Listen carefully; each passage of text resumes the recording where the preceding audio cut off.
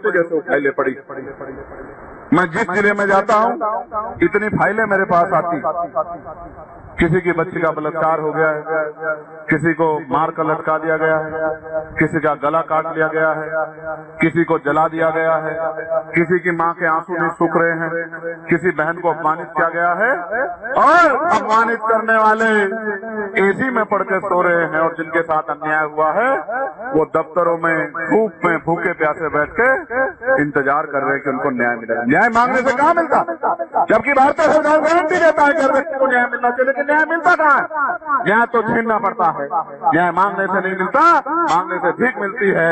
न्याय अधिकार छीनने पड़ते हैं और छीनने के लिए ताकत की जरूरत होती है। मैं आपसे भी सबसे कहना चाहता हूँ, आप बनाते रहो किसी को भी ताकतवर, जब तक चंद्रशेखर आजाद को ताकत नहीं दोगे फिर आप कहते रहो कि ये कर दो वो कर दो। अभी मेरे हाथ में कहाँ ताकत है कि मैं किसी का ट्रांसफर कर सकूं?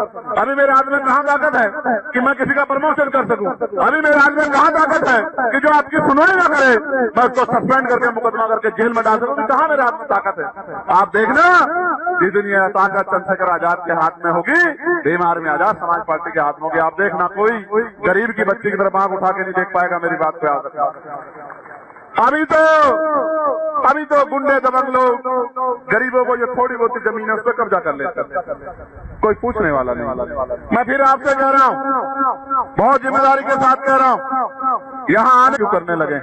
मैं ये समझने लगा हूँ क्योंकि इनके पास इंटेलिजेंस है, इनके पास अलग, इनके पास रिपोर्ट आने लगी है कि अब किसी का भरम नहीं चलने वाला। जो झूठ फरेब पता तमाम तरह की इधर उधर की बातें की जाती थी वो लगभग खत्म हो गई है, वो लगभग खत्म हो गई है। अब समाज जो है ये उम्मीद लगाए बैठा है कि हम और ताकत देके एक बार इसको काम करने का मौका देके भी देखने की ये हमारे लिए क्या करके दिखाता है। ये बात अब जाने लगी, ये बात अब बहुत दूर तक जा रही है। इसलिए कभी कोई किसी को हटाता है, कभी किसी को लगाता है, कभी कुछ करता है, कभी कुछ करता है, क्योंकि अब समाज की समझ में आ गया है और इंटेलिजेंस एलायू के जरिए बात भी चली गई है कि जिस चंद्रशेखर को आप खूब सता रहे हो, जिसकी बात नहीं मान रहे हो, कल ये इतना ताकतवर हो जाएगा कि फिर आपको इसकी बात माननी पड़ेगी। तो अभी से तय कर लो कैसे काम करना।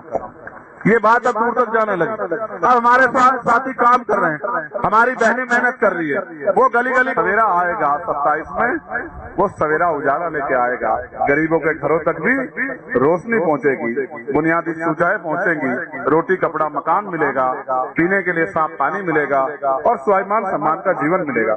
मैं एक बात आपसे पूछना चाहता हूँ, नहीं करते हैं और भेड़ भी भेड़ के पीछे चलती है और उनको लोग जानवर कहते हैं, पशु पक्षी कहते हैं। हम तो इंसान है, हमको नहीं पता चलना किसके पीछे चलना चाहिए, किसके साथ चलना चाहिए, हमको नहीं पता है क्या? ये मुस्लिम भाई बैठे हैं, किस तरह का जुल्म यहाँ इस सरकार में मुसलमानों के साथ हो रहा है वो किसे छिपा रहा है क्या?